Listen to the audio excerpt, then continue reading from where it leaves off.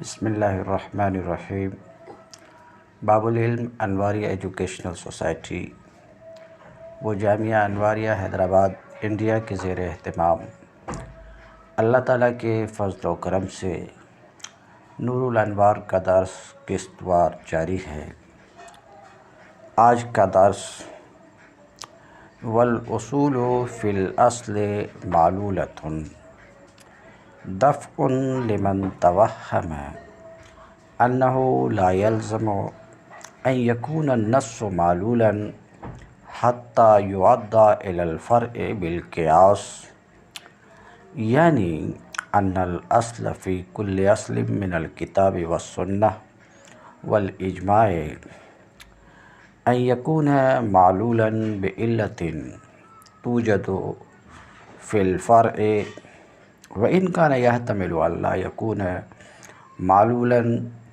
أو يكون معلولا بعلة قاصرة لا توجد في الفرع۔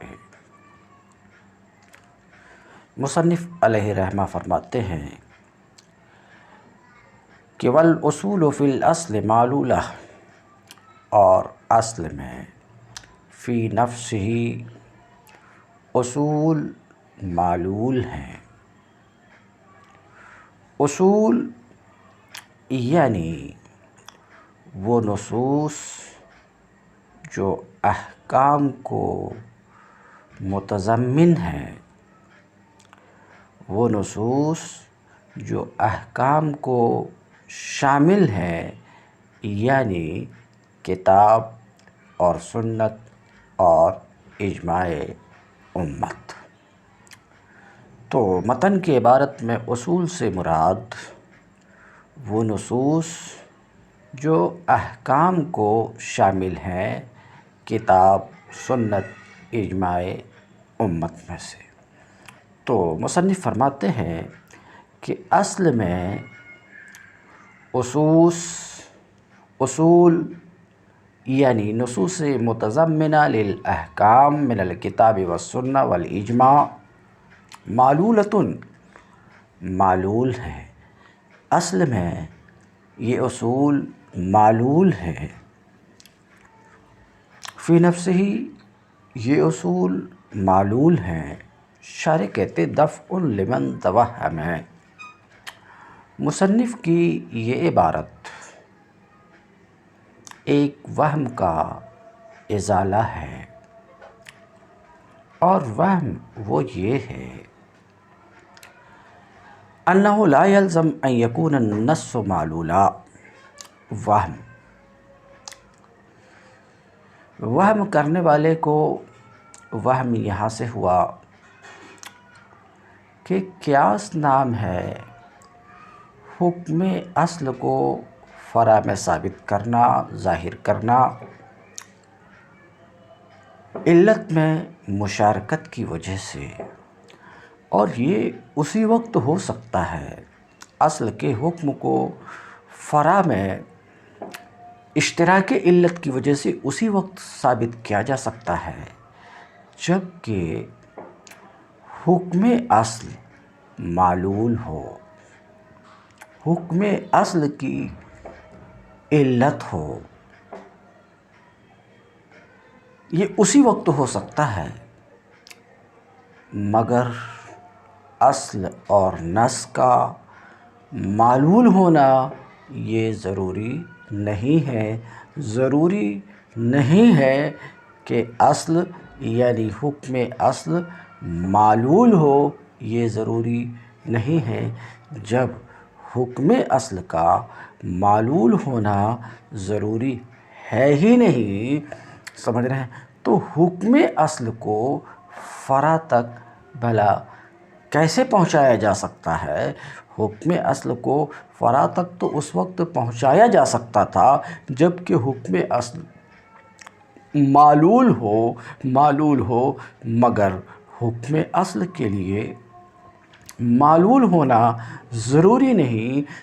نہیں۔ ایسا ہو سکتا ہے کہ اصل اور نص معلول ہی نہ ہو۔ جب معلول ہی نہیں ہے تو پھر اس کی علت کو فرع تک بھلا کیسے پہنچایا جا سکتا ہے؟ قیاس کے ذریعے سے یہ وہم ہے۔ تو کہتے ہیں مصنف کی یہ عبارت ایک وہم کا ازالہ ہے، اور وہم یہ ہے کہ وہم کرنے والے کا وہم یہ ہے کہ نص کے لیے معلول ہونا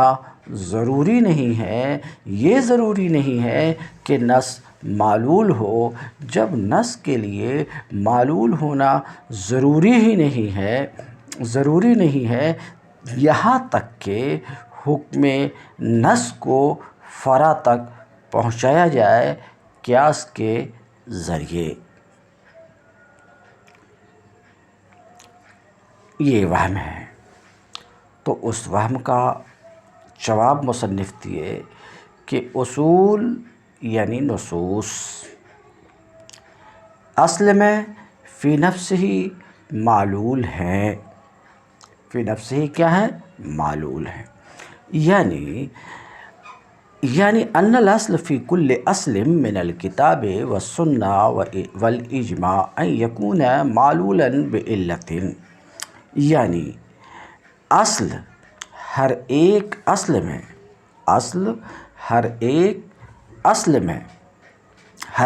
میں یعنی ہر ایک نص میں کتاب اور سنت اور اجماع میں سے ہر ایک نص میں اصل یہ ہے ان یکون معلولا، کہ نص معلول ہو، کہ نص کیا ہو؟ معلول ہو، بعلہ،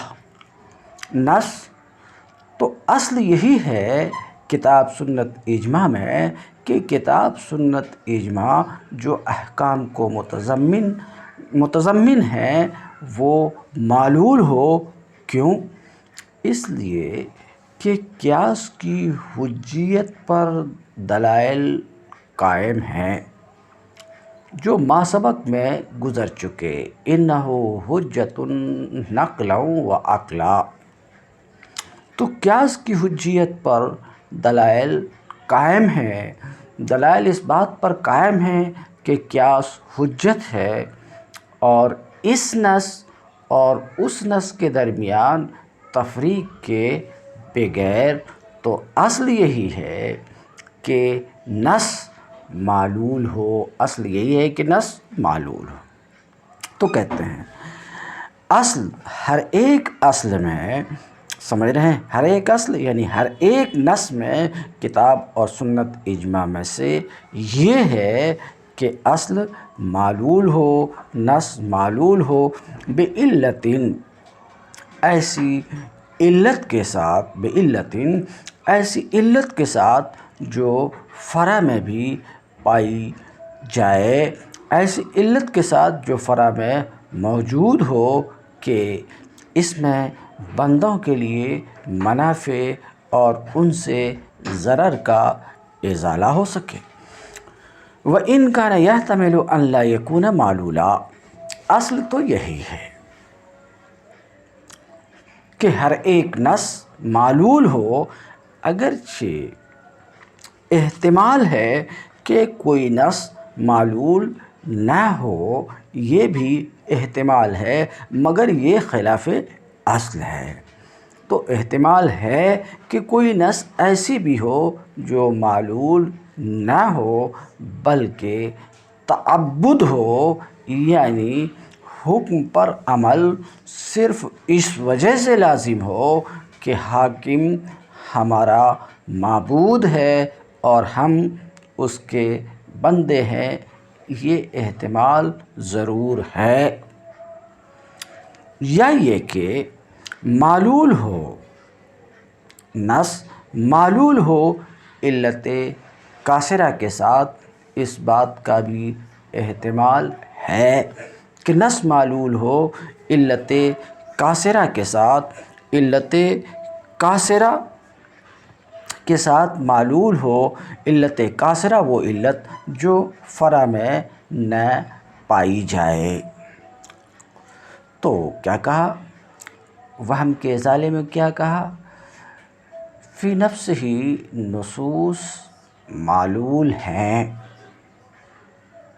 اصل یہی ہے کہ ہر ایک نص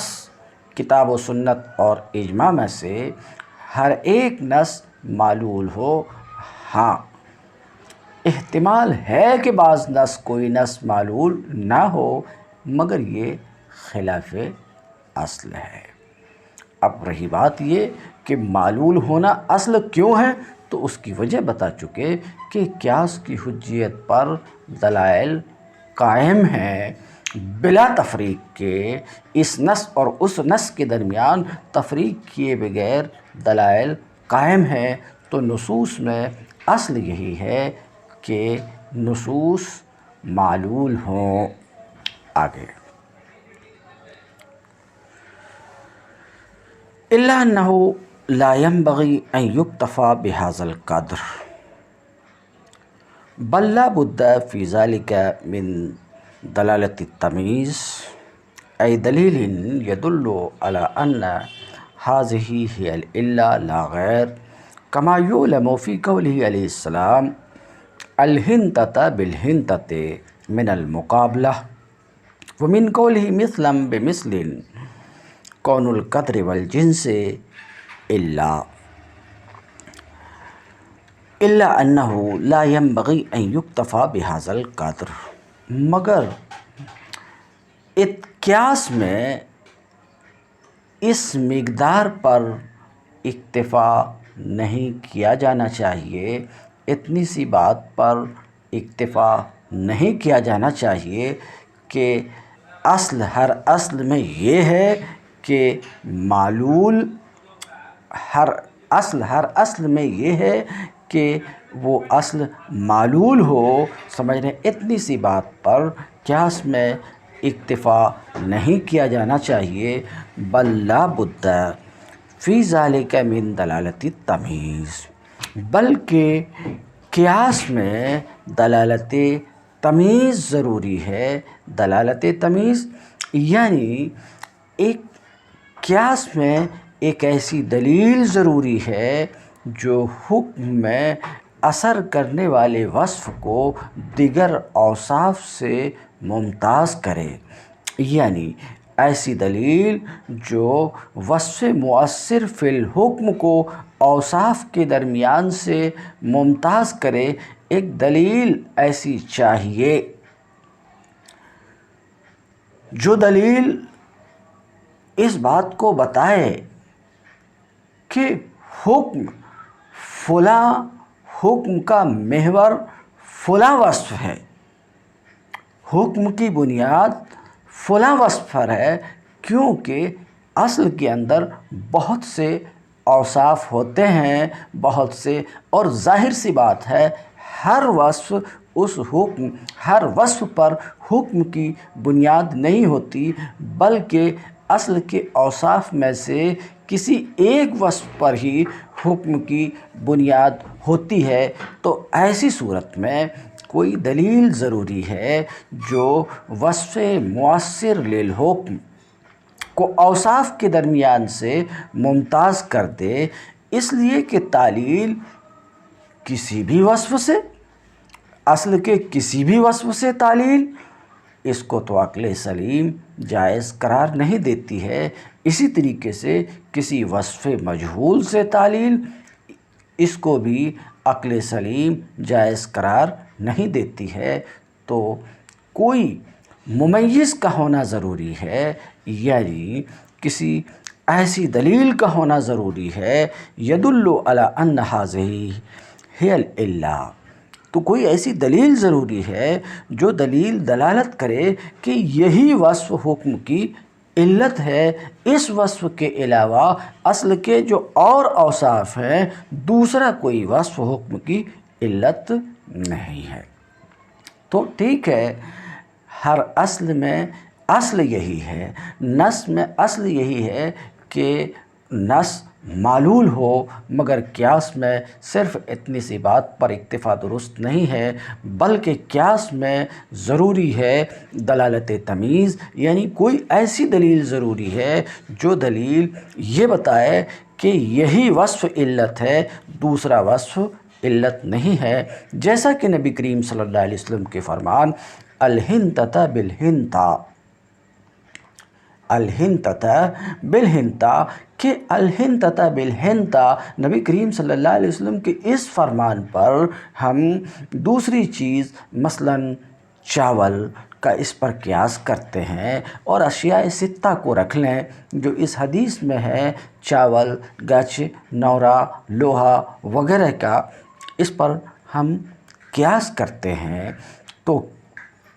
قیاس کرتے ہیں ان چیزوں کا کیوں؟ قدر و جنس میں اشتراک کی وجہ سے، کہ قدر و جنس میں اتحاد کی وجہ سے ان چیزوں کا قیاس اشیاء ستہ پر کرتے ہیں اور اشیاء ستہ کا حکم ان چیزوں میں ثابت کرتے ہیں، ان چیزوں میں چاول وغیرہ میں ثابت کرتے ہیں۔ کیوں؟ کیونکہ حکم یعنی وجوب تسویہ، تفصیل ما سبق میں گزری، حرمت تفاضل فی الاشیاء الستہ فی البیع بجنسہا، اس حکم کی علت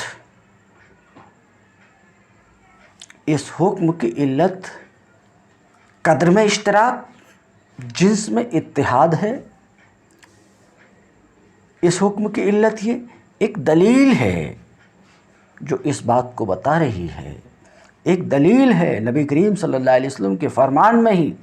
الہنتتا بالہنتا فرمان میں ہی ایک دلیل ہے، جو دلیل دال ہے کہ یہی حکم کی علت ہے۔ وہ دلیل کیا ہے؟ اس پوری حدیث میں 6 چیزیں اپنے جنس کے مقابلے میں ہیں۔ الہنتتا بالہنتتے، الشعیر بالشعیر، پوری حدیث میں بالآخر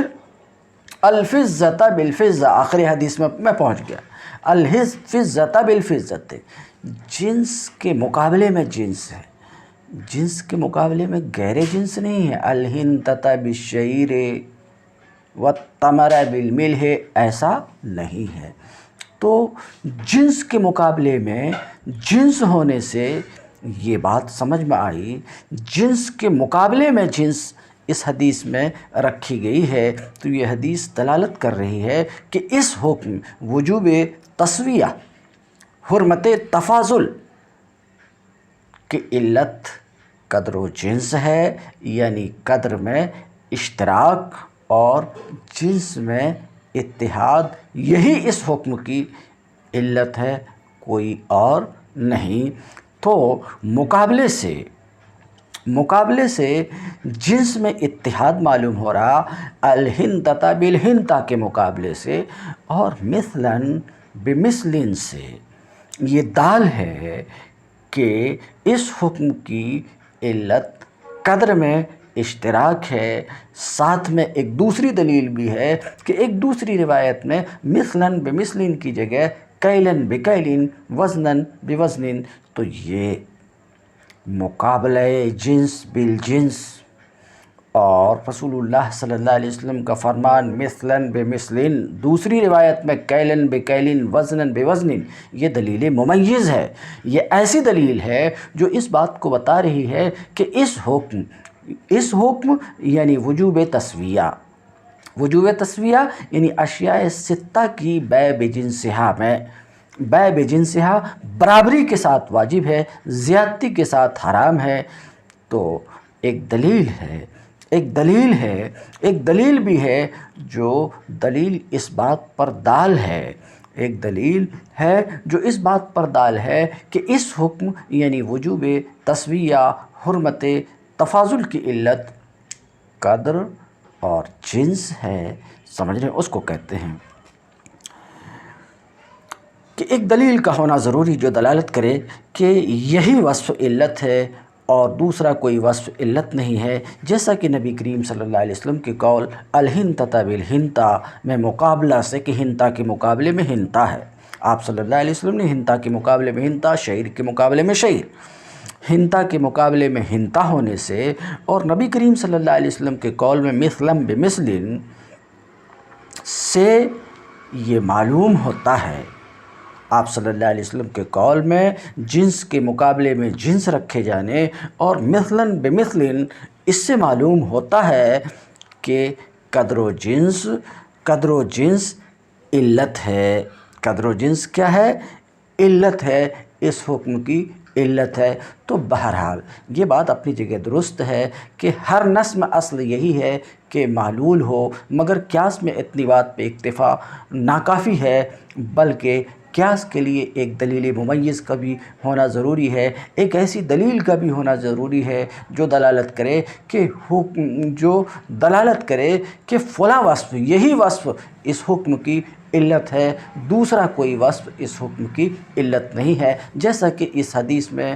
جنس کا جنس سے مقابلہ اور نبی کریم صلی اللہ علیہ وسلم کا مثلاً بمثلٍ فرمانا، یہ دلیل ہے جو دال ہے اس بات کے اوپر کہ اس حکم یعنی وجوب تسویہ کی علت قدر و جنس میں اتحاد ہے۔ ولا بد قبل ذلك من قیام الدلیل علی انہ للحال شاہد اے علی ان ھذا النص فی الحال معلول مع قطع النظر عن کون الاصول فی الاصل معلولا، فقولہ للحال معناہ فی الحال وقولہ شاہد کنا به عن کونہ معلولا، لأنہ اذا کان معلولا بعلت جامعہ کان شاہدا علی حکم الفرع۔ ولا بد قبل ذلك، اور اس سے پہلے، دلالت تمیز سے پہلے ایک دلیل کا قائم ہونا ضروری ہے، ایک دلیل کا قائم ہونا ضروری ہے۔ کہتے ہیں ولا بد قبل ذلك من قیام الدلیل، اور اس سے پہلے یعنی دلالت تمیز سے پہلے ایک دلیل کا قائم ہونا ضروری ہے۔ سمجھ رہے ہیں؟ دلیل کا یعنی کسی نص یا اجماع کا ہونا ضروری ہے اس بات پر کہ یہ نص فی الحال شاہد ہے، معلول ہے۔ کیا کہنا چاہ رہے ہیں؟ کہنا یہ چاہ رہے ہیں کہ یہ بات ٹھیک ہے کہ اصل ہر نص میں یہی ہے کہ معلول ہو، مگر اتنی سی بات قیاس کے لیے ناکافی ہے، بلکہ قیاس کے لیے ضروری ہے کہ کوئی ایسی دلیل ہو جس دلیل سے یہ معلوم ہو، جو دلیل اس بات کو بتائے، جو دلیل اس بات کے اوپر دلالت کرے کہ فی الحال یہ نص معلول ہے۔ یہ ہونا قطع نظر اس سے کہ ہر اصل میں یہی ہے کہ معلول، اس سے قطع نظر کر کے ایک دلیل کا ہونا ضروری ہے جو دلیل دلالت کرے کہ یہ نص جس سے حکم کی علت کا استخراج مقصود ہے، تاکہ اس حکم کو فرع میں ثابت کیا جا سکے، تو ایک دلیل ہو جو دلیل دلالت کرے کہ یہ نص فی الحال معلول ہے، قطع نظر اس سے کہ ہر اصل میں یہی ہے کہ معلول ہو، ایک دلیل چاہیے۔ تو کہتے ہیں دلالت تمیز سے پہلے ایک دلیل کا قائم ہونا ضروری ہے، کسی نص یا اجماع کا ہونا ضروری ہے اس بات پر کہ یہ نص فی الحال شاہد ہے یعنی معلول ہے۔ کہتے ہیں ایک دلیل ضروری ہے اس بات پر کہ یہ نص جس سے استخراج علت مقصود ہے، یہ نص جس سے استخراج علت مقصود ہے، یہاں تک کہ علت کا جب استخراج ہو جائے تو اس حکم کو فرع تک پہنچایا جا سکے۔ تو ایک دلیل ضروری ہے اس بات پر کہ یہ نص جس سے استخراج علت مقصود ہے فی الحال معلول ہے، قطع نظر اس سے کہ اصل میں اصول معلول ہوتے ہیں، اس سے ہٹ کر ایک دلیل بھی ضروری ہے۔ ایک دلیل ضروری ہے کہ یہ نص اس وقت معلول ہے۔ فقولہ، اب متن کی عبارت کی توضیح۔ تو مصنف کا قول للحال کا معنی فی الحال ہے، اور مصنف نے جو شاہد کا لفظ استعمال کیا ہے یہ بطور کنایہ کے کہ شاہد کے ذریعے سے، مصنف اپنے قول شاہد کے ذریعے سے نص کے معلول ہونے کا کنایہ کیا ہے، اس لیے کہ جب نص علت جامعہ کے ساتھ معلول ہوگا تو حکم فرع پر بھی شاہد ہوگا۔ سمجھ رہے ہیں؟ یہ لِأَنَّهُ اذا کان شارح کی یہ عبارت دلیل ہے صحت کنایہ کی کہ شاہد سے نص کے معلول ہونے کا کنایہ درست ہے، جس کی تقریر یوں ہے کہ نص کا فرع کے حکم پر شاہد ہونا، نص کا حکم فرع پر شاہد ہونا لازم ہے اس بات کو کہ نص معلول ہے علت جامعہ کے ساتھ، تو لازم بول کر ملزوم مراد لیا گیا، یہی کنایہ ہے۔ والحاصل، حاصل یہ ہے کہ یہاں یعنی قیاس کی حجیت میں، حاصل یہ ہے کہ یہاں تین چیزیں ہیں، یعنی قیاس کی حجیت میں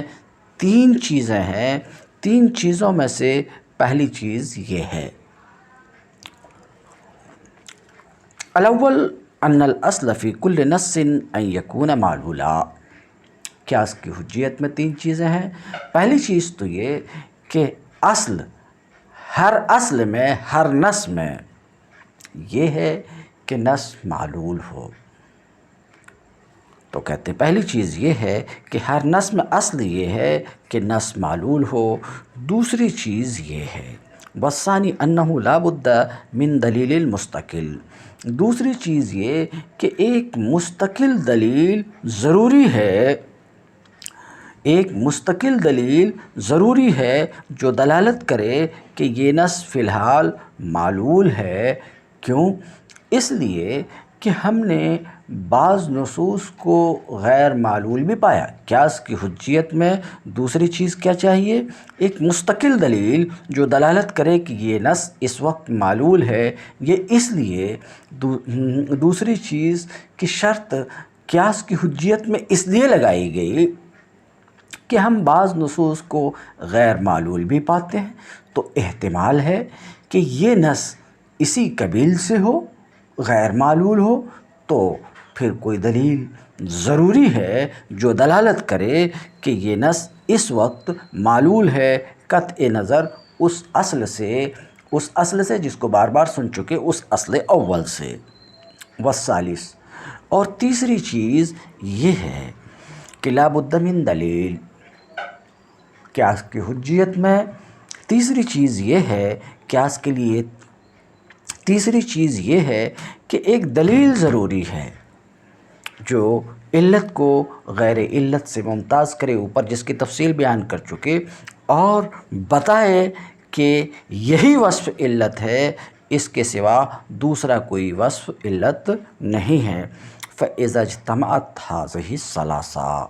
تو جب یہ تینوں باتیں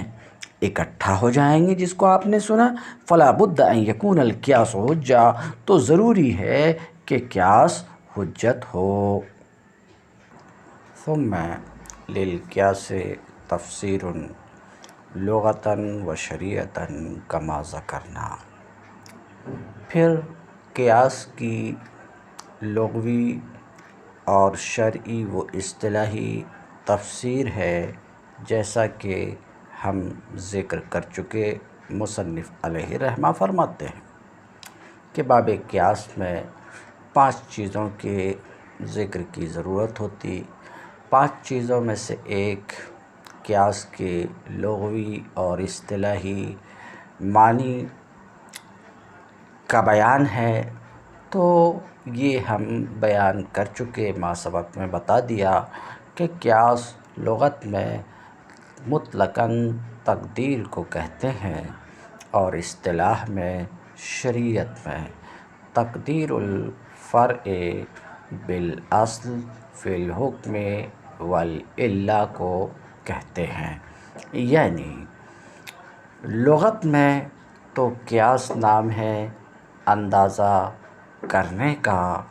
مگر شریعت میں قیاس نام ہے فرع کو اصل کے ساتھ لاحق کرنا۔ حکم اور علت میں اس بات کو ہم ذکر کر چکے، ایسا مصنف کہتے ہیں۔ تو باب قیاس میں 5 باتوں کا بیان ہونا چاہیے، تو 5 میں سے ایک کو تو ہم ذکر کر چکے رہی، اور 4 باتیں تو کہتے ہیں وشرطن، اور قیاس کی شرط ہے، قیاس کا رکن ہے، وحکم، اور قیاس کا حکم ہے، ودفع، اور مخالفین قیاس کا رد۔ تو باب قیاس میں یہ 5 باتیں بیان ہوتی ہے۔ 5 باتوں میں سے ایک بات کو ہم بیان کر چکے، مصنف کہتے ہیں فلا بد من بیان هذه الاربع، اب ان چاروں یعنی قیاس کی شرط، قیاس کا رکن، قیاس کا حکم اور دفع، ان چاروں کا ذکر ضروری ہے اپنے قیاس کی محافظت کے لیے اور خصم کے قیاس کے دفع اور رد کے لیے۔ تو باقی ماندہ 4 میں سے اول فشرطہ، اول کو بیان کرتے ہیں، باقی ماندہ 4 میں سے اول کو فشرطہ ان لا یکون الاصل مخصوصا بحکمہ بنص آخر۔ اس عبارت سے قیاس کی شرط کو بیان کر رہے ہیں، لیکن عبارت میں داخل ہونے سے پہلے بہت تیزی کے ساتھ آپ پر میں یہ رکھتا چلوں کہ قیاس کی 4 شرطیں ہیں، قیاس کی 4 شرطیں ہیں، 4 میں سے 2 شرطیں عدمی ہیں اور 2 وجودی۔ پہلی شرط، قیاس کی پہلی شرط کہ اصل یعنی مقیس علیہ، اصل یعنی مقیس علیہ، جیسے چاول کا قیاس گیہوں پر کیا گیا کہ گیہوں چاول کی بے چاول سے زیادتی کے ساتھ کیا حکم ہے، تو گیہوں کی بے گیہوں سے زیادتی کے ساتھ جو حکم ہے وہی حکم ہم نے ثابت کیا چاول کی بے چاول سے زیادتی کے ساتھ کی صورت میں۔ تو چاول کا ہم نے گیہوں پر قیاس کیا، چاول کا ہم نے گیہوں پر قیاس کیا، اس گیہوں پر جس کا حکم منصوص ہے نبی کریم صلی اللہ علیہ وسلم کے قول الحنطۃ بالحنطۃ، تو گیہوں اصل، چاول فرع، حکم وجوب تسویہ یا حرمت تفاضل، اور علت قدر و جنس میں اتحاد۔ کئی بار اس کی تفصیل میں بیان کر چکا ہوں۔ تو بہرحال میں یہ عرض کر رہا ہوں کہ قیاس کے لیے 4 شرائط میں سے پہلی عدمی شرط یہ ہے کہ اصل یعنی مقیس علیہ، جیسے گیہوں مثلاً مقیس علیہ کسی دوسری نص کے ذریعے اپنے حکم کے ساتھ مخصوص نہ ہو، مقیس علیہ کسی دوسری نص کے ذریعہ اپنے حکم کے ساتھ مخصوص نہ ہو، جیسے حضرت خزیمہ رضی اللہ تعالی عنہ کا باب شہادت میں تنہا کافی ہونا، کہ اکیلے ان کی گواہی کافی ہے، یہ انہی کے ساتھ، اکیلے کی گواہی انہی کے ساتھ خاص ہے، اس لیے اس پر قیاس کرنا جائز نہیں۔ اور وہ نص جس کی بنیاد پر یہ حکم انہی کے ساتھ خاص ہے وہ یہ ہے کہ نبی کریم صلی اللہ علیہ وسلم نے فرمایا من شہد لہ خزیمہ فہو حسبہ، خزیمہ جس کے لیے گواہی دے دیں وہ کافی ہے۔ حضرت خزیمہ کے قصے کی پوری تفصیل ابھی کتاب میں آ رہی ہے، ذرا آپ انتظار کیجیے۔ شرط دوم، اصل یعنی مقیس علیہ خلاف قیاس ثابت نہ ہو۔ اس لیے کہ اصل خود خلاف قیاس ہو تو ظاہر ہے اس پر قیاس صحیح نہیں ہے۔ جیسے بھول کر کھانے پینے سے روزے کا نہ ٹوٹنا خلاف قیاس شرع سے ثابت ہے، حدیث ابھی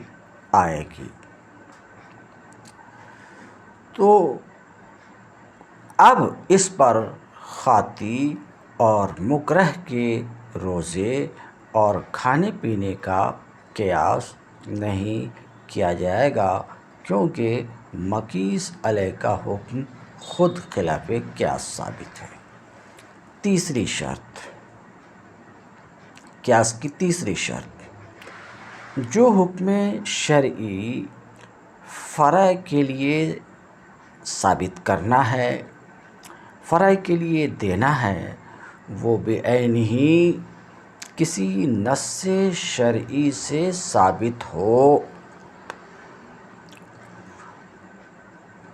اور فرع کے لیے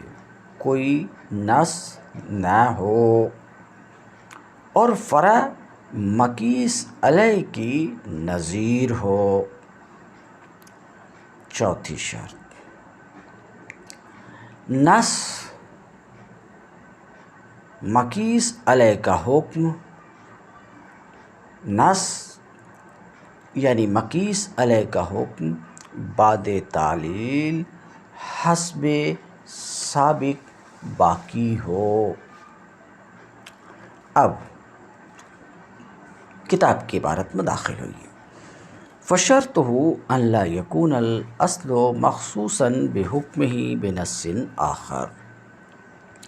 تو قیاس کی شرط یہ ہے، قیاس کی شرط یہ ہے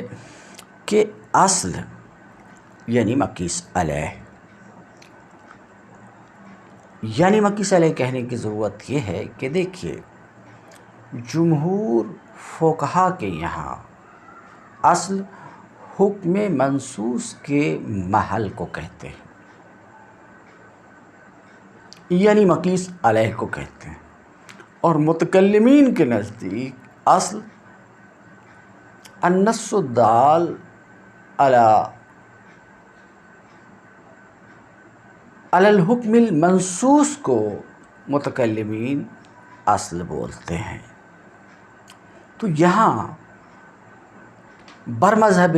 جمہور فقہا متن کی عبارت میں اصل سے مراد مقیس علیہ ہے۔ النص الدال علی الحکم المنصوص یہ نص سے مراد نہیں ہے۔ فَشَرْطُهُ أَنْ لَا يَكُونَ الْأَصْلُ مَخْصُوصًا بِحُكْمِهِ۔ تو قیاس کی شرط یہ ہے کہ اصل یعنی مقیس علیہ اپنے حکم کے ساتھ مخصوص نہ ہو کسی دوسرے نص کی وجہ سے۔ تو پہلی شرط کیا ہوئی کہ مقیس علیہ کا حکم مقیس علیہ کے ساتھ خاص نہ ہو کسی دوسرے نص کی وجہ سے۔ کیوں؟ اس لیے کہ اگر مقیس علیہ کا حکم مقیس کے ساتھ مخصوص ہوگا اور وہ حکم مقیس علیہ پر مقصور و محدود ہوگا، پھر اگر قیاس کے ذریعے سے اس حکم کو دوسرے تک پہنچایا جائے تو ایسی صورت میں وہ حکم مقصور نہیں رہے گا، وہ حکم مخصوص نہیں رہے گا، حالانکہ وہ حکم مخصوص ہے کسی دوسرے نص کی گواہی کی وجہ سے، کسی دوسرے نص کی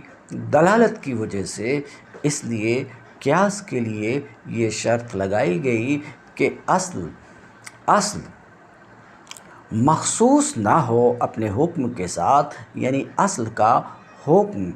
اصل کے ساتھ مخصوص نہ ہو کسی دوسرے نص کے سبب سے، یعنی کسی دوسرے ایسے نص کے سبب سے جو نص دال ہو کہ وہ حکم مقیس علیہ کے ساتھ مختص ہے۔ اور نص جو بولا گیا ہے کہ کسی دوسرے نص کی وجہ سے، تو نص سے یہاں پر مراد دلیل ہے۔ دلیل میں خاص ذکر کر کے عام مراد لیا گیا ہے۔ اب یہ دلیل کتاب ہو یا سنت ہو یا اجماع امت ہو۔ الظاہر ان الاصل، ظاہر یہی ہے کہ اصل وہ مقیس علیہ ہے۔ متن کی عبارت میں جو اصل ہے اس سے ظاہر یہی ہے کہ اصل سے مراد مقیس علیہ ہے، جیسا کہ عام فقہا کے نزدیک یہی ہے۔ اس لیے کہ قیاس شرع میں فرع کو اصل کے ساتھ لاحق کرنے کا نام ہے، حکم اور علت میں تو اصل سے مراد مقیس علیہ ہے، نہ یہ کہ اصل سے مراد النص الدال۔ ظاہر یہی ہے کہ متن کی عبارت میں جو یہ لفظ آیا ہے کہ ان لا یکون الاصل، اصل کا جو لفظ ہے ظاہر یہی ہے کہ اصل سے مراد متن کی عبارت میں مقیس علیہ ہے، اور مصنف کی عبارت میں بے حکم ہی میں جو با ہے وہ مقصور پر داخل ہے، مقصور علیہ پر داخل نہیں ہے، کیونکہ مقصور علیہ تو مقیس علیہ ہے۔ تو با مصنف کے قول بے حکم ہی میں مقصور پر داخل ہے، مقصور علیہ پر نہیں، کیونکہ مقصور علیہ تو وہ مقیس علیہ ہی ہے۔ تو اب معنی یہ ہوگا، مصنف کی عبارت ان لا یکون الاصل کا معنی یہ ہوگا کہ ان لا یکون المقیس علیہ، قیاس کی شرط یہ ہے کہ مقیس علیہ اپنے حکم کے ساتھ مخصوص نہ ہو۔ مثال کے طور پر حضرت خزیمہ یعنی اکیلے خزیمہ کی گواہی کا مقبول ہونا، کہ ان پر خزیمہ پر اس کا حکم یعنی اکیلے شخص کی گواہی کا مقبول ہونا، اکیلے شخص کی گواہی کا مقبول ہونا۔ مثال کے طور پر جیسے کہ خزیمہ مثال کے طور پر ان پر اس کا حکم مخصوص ہے بنص آخر، ایک دوسرے نص کی سبب سے، اور وہ نص آخر نبی کریم صلی اللہ علیہ وسلم کا فرمان ہے من شہد لہ خزیمہ فہو حسبہ، اذ لو کان حکمہ مقصورا علیہ بالنص، اس لیے کہ اگر اس کا حکم، سمجھ رہے ہیں، اس لیے کہ اگر اس کا حکم اسی پر محدود ہو، مقیس علیہ کا حکم مقیس علیہ پر محدود ہو کسی نص سے، فکیف یقاس، واضح ہے کہ یہ دلیل ہے ان لا یکون کی، کہ قیاس کی شرط یہ ہے کہ اصل مخصوص نہ ہو اپنے حکم کے ساتھ کسی نص کی وجہ سے، اس لیے کہ اگر مقیس علیہ کا حکم مقیس علیہ پر محدود ہو نص سے، فکیف یقاس علیہ، تو مقیس علیہ پر مقیس علیہ کے سوا دوسرے یعنی فرع کا بھلا کیسے قیاس کیا جا سکتا؟ قیاس نہیں کیا جا سکتا۔ اس وجہ سے قیاس میں یہ شرط لگائی گئی کہ اصل اپنے حکم کے ساتھ مخصوص نہ ہو۔ کیوں؟ اس لیے کہ اگر مخصوص ہو اور پھر قیاس جائے درست ہو تو خصوصیت باقی نہیں رہے گی۔ تفصیل آپ کے سامنے رکھی گئی۔ ولا یجوز، یہ جو شارح کی عبارت ہے ولا یجوز، یہ عبارت یہاں سے ہے کہ الظاہر ان الاصل هو المقیس علیہ، شارح کیا بولے کہ متن کی عبارت میں جو اصل کا لفظ ہے ان لا یکون الاصل، ظاہر یہی ہے کہ مصنف کی مراد اصل سے مقیس علیہ ہے، ولا یجوز ان یراد بالاصل، مصنف کی عبارت اصل سے النص الدال علی حکم المقیس علیہ مراد نہیں لیا جا سکتا، ظاہر وہی ہے۔ کہتے ہیں ولا یجوز ان یراد بالاصل، اور جائز نہیں ہے کہ مصنف کی عبارت میں استعمال شدہ لفظ اصل سے مراد نص کیا لیا جائے، النص الدال علی حکم المقیس علیہ مراد لیا جائے، یہ جائز نہیں ہے۔ تو اصل سے النص الدال علی حکم المقیس علیہ کا مراد لیا جانا جائز نہیں ہے، جائز نہیں ہے۔ ویکون، اور با میں کے معنی میں ہو، یہ جائز نہیں ہے، اس لیے کہ معنی یہ دلیل ہے، سمجھ رہے ہیں، مصنف ان کے قول لا یجوز کی، اس لیے کہ معنی اس وقت یہ ہوگا کہ حکم مقیس علیہ پر دلالت کرنے والے نص اپنے حکم کے ساتھ مخصوص نہ ہو بنص آخر، کسی دوسرے نص کے سبب سے، اور شبہ نہیں ہے کہ وہ نص آخر تو وہی ہو النص الدال علی حکم المقیس علیہ ہے، کشہادت خزیمہ وحدہ، جیسے اکیلے خزیمہ کی گواہی کا مقبول ہونا، کیونکہ یہ ان کے ساتھ مخصوص ہے۔ نبی کریم صلی اللہ علیہ وسلم کے فرمان من شہد لہ خزیمہ فہو حسبہ کے سبب سے، ولا ینبغی ان یقاس علیہ، تو ان پر خزیمہ پر اس کا قیاس نہیں کیا جا سکتا ہے جو ان سے بلند تر حال والے ہیں، جیسے کہ خلفائے راشدین، ان کا قیاس ان پر نہیں کیا جا سکتا کہ ان کی اکیلے کی گواہی کافی ہے، تو وہ جو ان سے اعلیٰ ہوں گے ان کی بدرجہ اولیٰ منفرد کی گواہی کافی ہونی چاہیے، یہ قیاس درست نہیں ہے۔ کیوں؟ اس لیے کہ اس وقت جب کہ دوسرے کا ان پر قیاس کیا جائے گا، اس حکم کے ساتھ ان کے اختصاص کی کرامت باطل ہو جائے گی۔ وقصتہ ما روی ان النبی علیہ السلام اشترى ناقة من اعرابی واوفاہ الثمن فانکر الاعرابی استیفاءہ وقال هلم شہیدا، فقال من یشہد لی ولم یحضرنی احد، فقال خزیمۃ انا اشہد یا رسول اللہ انک اوفیت الاعرابی ثمن الناقہ، فقال علیہ السلام کیف تشہد لی ولم تحضرنی، فقال یا رسول اللہ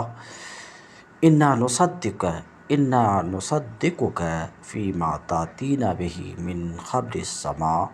افلا نصدقک فیما تخبر بہ من اداء ثمن الناقہ، فقال علیہ السلام من شہد لہ خزیمہ فہو حسبہ۔ حضرت خزیمہ رضی اللہ تعالیٰ عنہ کا قصہ جو مروی ہے وہ یہ ہے کہ نبی کریم صلی اللہ علیہ وسلم نے ایک اعرابی سے ایک اونٹنی خریدی، وَأَوْفَاهُ الثَّمَنَ، اور آپ صلی اللہ علیہ وسلم نے اس اعرابی کو ثمن، قیمت ادا فرما دیا۔ فَأَنْكَرَ الْأَعْرَابِيُّ، تو اعرابی نے ادائیگی قیمت کا انکار کیا، وقال، اور بولا،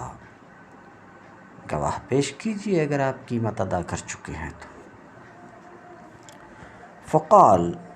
من یشہد لی، تو نبی کریم صلی اللہ علیہ وسلم نے فرمایا میرے حق میں گواہی کون دے گا اس حال میں کہ اس وقت میرے پاس کوئی حاضر نہ تھا۔ فقال خزیمۃ، تو خزیمہ رضی اللہ تعالیٰ عنہ نے عرض کیا یا رسول اللہ میں گواہی دوں گا،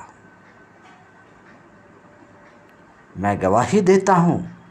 کہ یقیناً آپ نے اعرابی کو اونٹنی کی پوری قیمت ادا فرما دی۔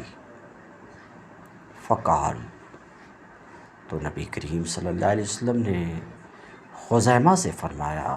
اے خزیمہ تم میرے حق میں گواہی کیسے دے رہے ہو حالانکہ تم موجود نہ تھے اس وقت؟ فقال، تو خزیمہ نے عرض کیا اے اللہ کے رسول ہم آپ کی تصدیق کرتے ہیں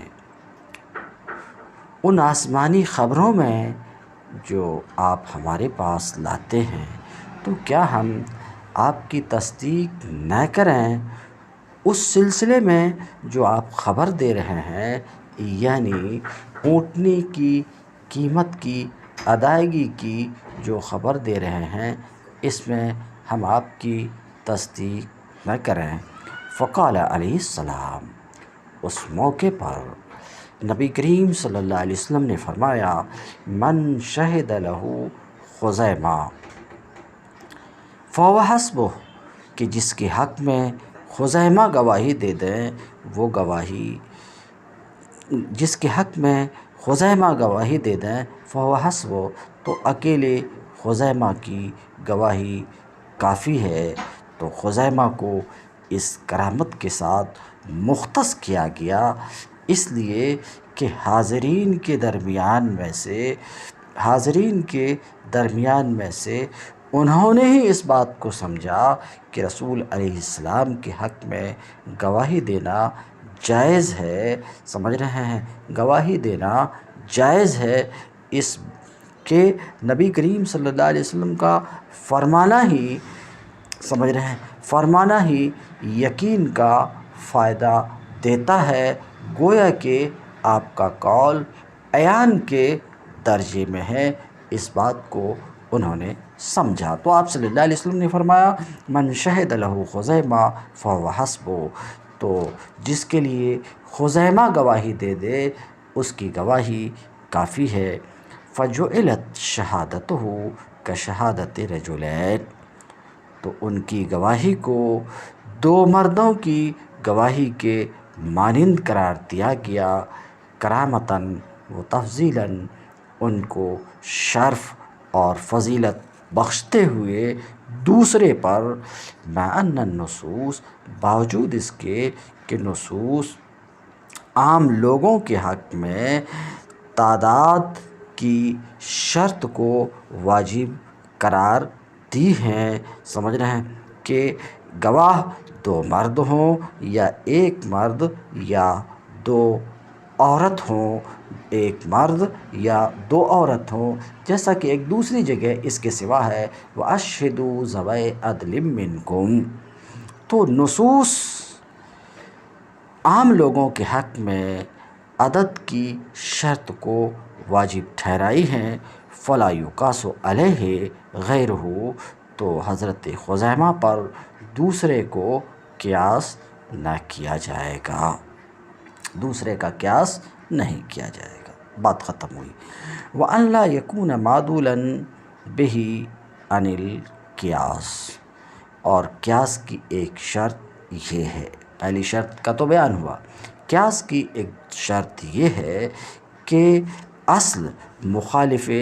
قیاس نہ ہو، اصل مخالف قیاس نہ ہو، ان لا یکون معدولا بہ عن القیاس، کہ اصل یعنی مقیس علیہ مخالف قیاس نہ ہو، اے لا یکون الاصل مخالفا للقیاس، یعنی اصل مخالف قیاس نہ ہو، اس لو کانا ہوا بنفسہ، اس لیے کہ اصل اور مقیس علیہ خود مخالف قیاس ہوگا تو بھلا اس پر کسی دوسرے کا قیاس کیسے کیا جا سکے گا، دوسرے کا اس پر قیاس نہیں کیا جا سکے گا۔ کبقاء الصوم مع الاکل والشرب ناسیا، جیسے کہ روزے کا باقی رہنا، بھول کر کھا پی لینے کے باوجود۔ یہ مثال کس کی ہے کہ قیاس کے لیے دوسری شرط یہ ہے کہ اصل مخالف قیاس نہ ہو،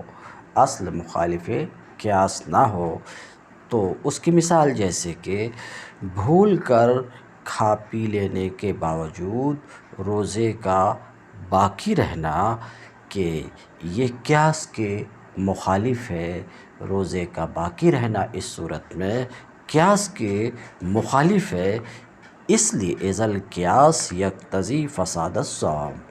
اس لیے کہ قیاس تو اس بات کو چاہتا ہے کہ روزہ فاسد ہو جائے، روزہ فاسد ہو جائے، کیونکہ کھانا یا پینا روزے کو فاسد کرنے والی چیز ہے۔ تو قیاس تو اس بات کو چاہتا ہے کہ بھول کر کھا پی لینے سے روزہ فاسد ہو جائے۔ وَإِنَّمَا أَبْقَيْنَاهُ، مگر ہم قائل ہوئے کہ بھول کر کھا پی لینے کے باوجود روزہ باقی رہتا ہے، ہم اس بات کے قائل ہوئے نبی کریم صلی اللہ علیہ وسلم کے فرمان کی وجہ سے۔ آپ کا فرمان جو اس شخص کے لیے ہے جس نے بھول کر کھا لیا، کہ آپ صلی اللہ علیہ وسلم نے فرمایا أَتِمَّ عَلَىٰ صَوْمِكَ فَإِنَّمَا أَطْعَمَكَ اللَّهُ وَسَقَاكَ اللَّهُ۔ تو ہم اس بات کے قائل ہوئے کہ روزہ باقی ہے نبی کریم صلی اللہ علیہ وسلم کے اس فرمان کی وجہ سے، کہ آپ صلی اللہ علیہ وسلم نے فرمایا کہ اپنے روزے کو مکمل کرو، اپنے روزے کو تام کرو۔ ناسی کے حق میں فرمایا کہ اپنے روزے کو پورے کرو، کیونکہ تم کو تو اللہ نے کھلایا اور اللہ نے پلایا۔ جب ایسا ہے کہ یہاں ناسی کے صوم کا بقا یہ خلاف قیاس ہے، غیر مدرک بالعقل ہے، غیر معقول ہے، مگر اس کے باوجود ہم اس بات کے قائل ہوئے کہ نہیں، ناسی کا روزہ باقی ہے، بھول کر کھا پی لینے والے کا روزہ باقی ہے نبی کریم صلی اللہ علیہ وسلم کے اس قول کی وجہ سے۔ تو ظاہر ہے کہ ناسی کے روزے کا بقا، ناسی کے روزے کا باقی رہنا یہ خلاف قیاس ہے، فَلَا يُقَاسُ عَلَيْهِ، تو ناسی پر قیاس نہیں کیا جائے گا۔ خاطی اور مکرہ کا، خاطی جو بھول کر، چوکے سے بھول کر پانی پی لیا، مثلا پی لینے کی صورت یہ ہے کہ کلی کر رہا ہے اور کلی کرتے ہوئے چوک سے پانی اس کے حلق کے نیچے اتر گیا، یہ خاطی ہے۔ مکرہ وہ شخص جس کو کھانے پینے پر مجبور کیا گیا، تو خاطی اور مکرہ کا ناسی پر قیاس نہیں کیا جا سکتا ہے۔ فَلَا يُقَاسُ عَلَيْهِ الْخَاطِئُ وَالْمُكْرَهُ، تو خاطی اور مکرہ کا قیاس اس پر نہیں کیا جائے گا، جیسا کہ امام شافعی نے خاطی اور مکرہ کا قیاس کیا ہے ناسی کے اوپر، اور قائل ہوئے ہیں کہ خاطی اور مکرہ کا روزہ بھی باقی ہے، مگر ہم کہتے ہیں یہ قیاس درست نہیں ہے، کیونکہ قیاس کے لیے شرط یہ ہے کہ حکم اصل کا حکم خلاف قیاس نہ ہو، اور یہاں اصل کا حکم خلاف قیاس ہے، اور جب ایسا ہے کہ اصل کا حکم خلاف قیاس ہے، یعنی ناسی کے روزے کا باقی رہنا خلاف قیاس ہے، جب ایسا ہے تو پھر خاطی اور مکرہ کا ناسی پر قیاس درست نہیں ہے۔ وَأَنْ يَتَعَدَّى الْحُكْمُ الشَّرْعِيُّ الثَّابِتُ بِالنَّصِّ بِعَيْنِهِ إِلَىٰ فَرْعٍ هُوَ نَظِيرُهُ وَلَا نَصَّ فِيهِ هَٰذَا الشَّرْطُ